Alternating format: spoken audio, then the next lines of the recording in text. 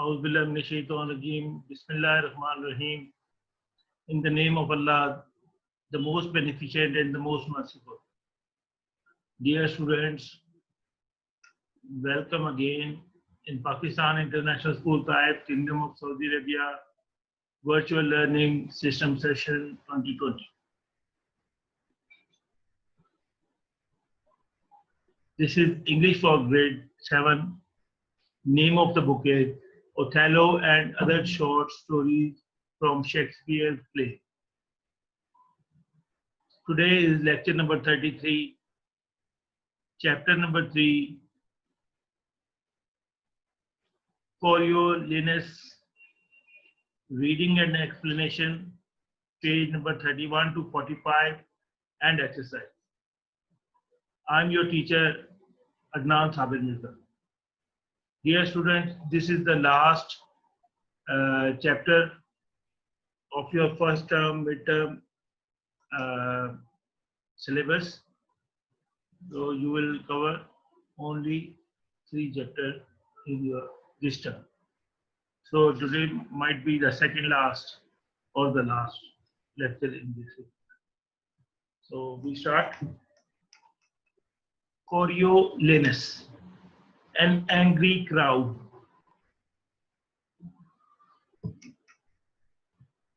In the early years of the Roman Republic, the city was ruled by a council called the Senate. Its members were called senators, and each year 2 of them were chosen to be consuls. These were the highest officers of the state. The senators and the consuls were aristocrats. They all came from the oldest, richest, most respectable families in the city, the patricians. The common people, plebeians, had a say in the government too. Each year they chose officers called tribunes to speak for them in the Senate. The duty of the tribunes was to look after the interests of the plebeians. They had to protect them from being unjustly treated by the patricians.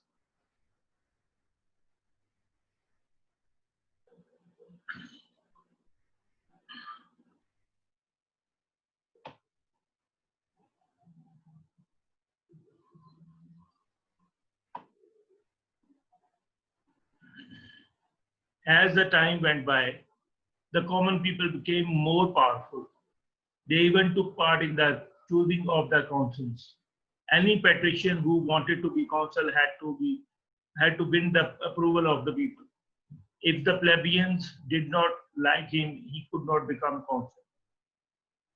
Naturally, the patricians were not pleased with this. They thought they were much better than the plebeians in every way. They wanted to rule a city without giving any thought to what the plebeians liked or did not like. The plebeians, of course, suspected that the patricians would rule a city for their own selfish reasons and do nothing for them.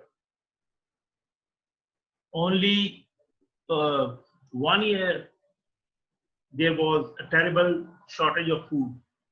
The poor, hungry plebeians blamed the patrician for the problem. The patrician owned the corn stores, and the people thought the patricians were saving the corn so that they could sell it at higher price later. They said the patricians were trying to make themselves richer in this cruel way.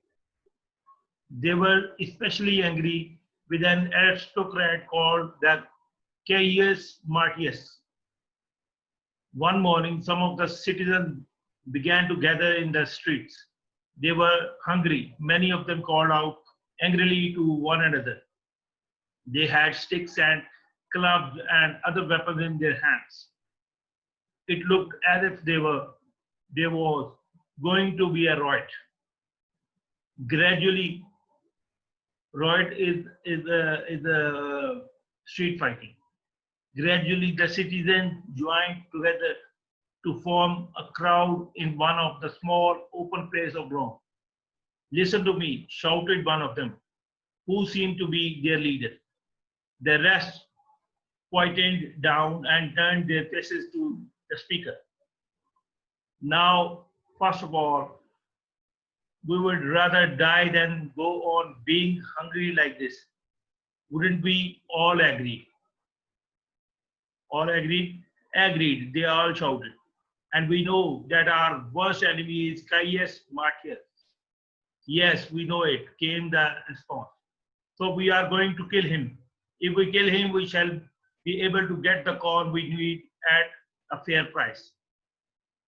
That's enough talk, shouted one very loud voice from the back of the crowd. What we want is action. Come on, friends, let's get started. The proud aristocrat. The crowd, which was now beginning to look very dangerous, roared in agreement. Roaring is the sound resembles with the lion. Just one word. Good citizens called out another man. He was tall and thin and older than most of the others. Good citizens, asked the leader. Is that what you said? We are poor citizens. That's who we are. The good citizens are the patricians, good and fat. The crowd laughed, and the thin man looked uncomfortable. And how do they get so good and fat? Continued the leader. By keeping us poor and thin. That's how they do it. They use our suffering to make themselves rich. Now, let's use our sticks to take revenge on them. Before we all get so thin, we look like sticks ourselves. The crowd roared with delight at their leader's humor. Humor is the joke. And the noisier they got, the braver they felt. But the thin man spoke up again. He did not seem so certain as the others. Are you going to take revenge, especially on Caius Marcius? Yes, yes, they all shouted. He is the worst. But have you thought about how much he has done for Rome? Yes, we have, the leader replied. And if that were all, we'd speak well of him for it. But everything he has done has been done out of pride. You might believe he did those things for his country. But I can tell you, he really did them to please the aristocratic mother of his and to increase the pride in himself. But you cannot blame him for his own nature.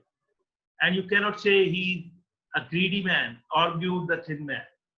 Well, if I cannot say he is greedy, there are plenty of other things I can say. He has so many faults. The leader was interrupted by the sound of shouting in the distance. Listen, our brothers have started a riot on the other side of the city. Why are we standing about here, wasting our time talking? The crowd was just about to move, but at exactly that moment, one of the senators, Menenius, came along. Menenius came up to face the crowd. He was not afraid of them. This old man was a friend of Caius Marcius, but he was also well liked by people. He tried to persuade them to calm down, as they liked him. They listened. Menenius told them the food shortage was not caused by men or by the Senate, which was really concerned for the good of everyone. The state and all its citizens, he said, needed each other. To show this more clearly, he told them a story. There was a time, he said, when the other parts of the body turned against the stomach. They said that it kept the food that came into it. It was lazy. It never joined with the other parts of the body in work and just left them to look after themselves. The stomach answered these accusations, saying, "Yes, it is true that I receive the food, but I do not keep it to myself. Instead, I send it through the blood to make the body strong and keep all its parts alive. Though my services, the whole body stays healthy. Through my services, the whole body stays healthy. I only keep that part of the food which is useless to the body as a whole. The senators of the Rome are like this good stomach." Menenius explained, "and you are the angry arms and legs. The state, like the body, will suffer if it has members who don't agree with each other." The people received this story well, but just then Caius Marcius himself came by. He began to scold the discontented citizens. Discontented means thankless, unsatisfied. He called them dogs. He blamed them for being stupid. He said he could never trust them, for they were always changing their minds. Hearing from Menenius that they wanted corn at cheap price, he called a hearing to demand this. He took out his sword and threatened them and began to drive them away. Caius Marcius believed that the people were rough and must be ruled very firmly. He also disliked their representatives. He also disliked their representatives, the tribunes. He thought they would cause trouble and that they would weaken the Roman Republic.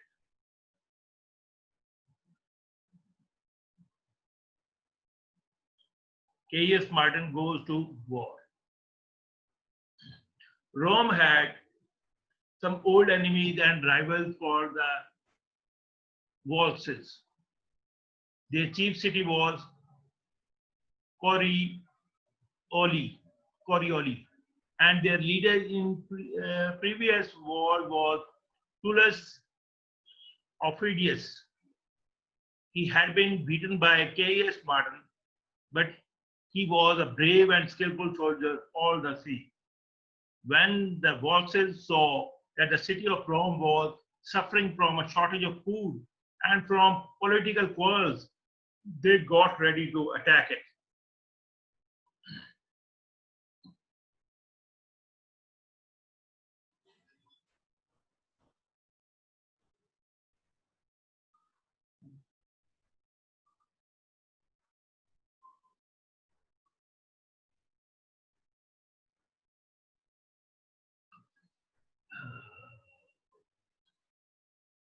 They immediately formed an army. One of the two consuls for the year would lead it and be its general. Caius Martin was appointed to be second in command.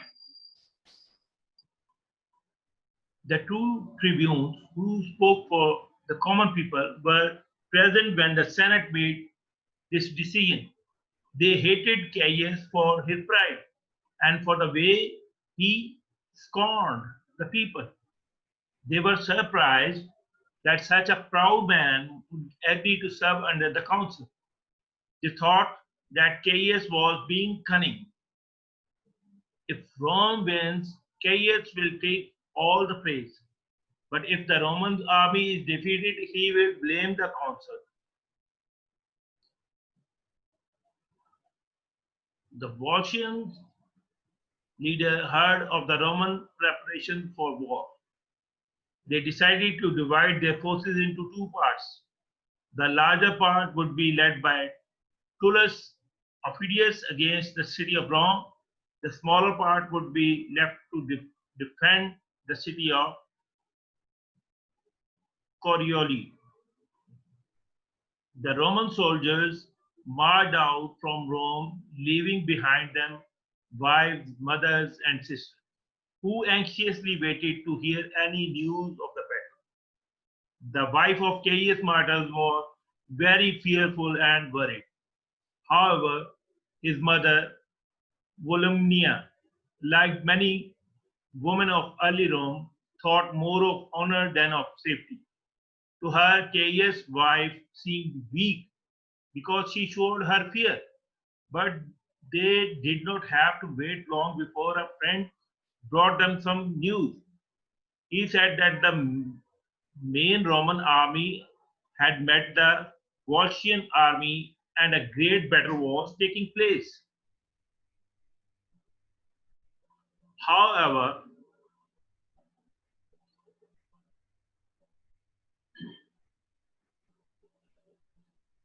Caius Marcius was not fighting in the battle. He had been sent with a part of the army to attack Corioli. The news was true.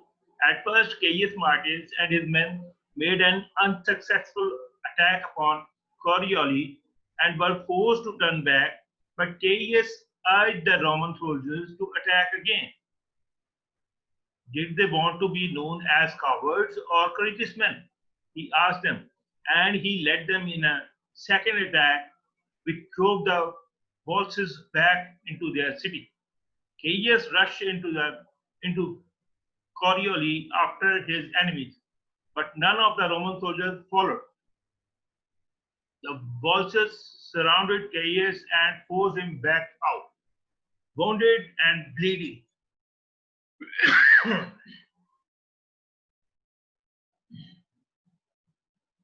Seeing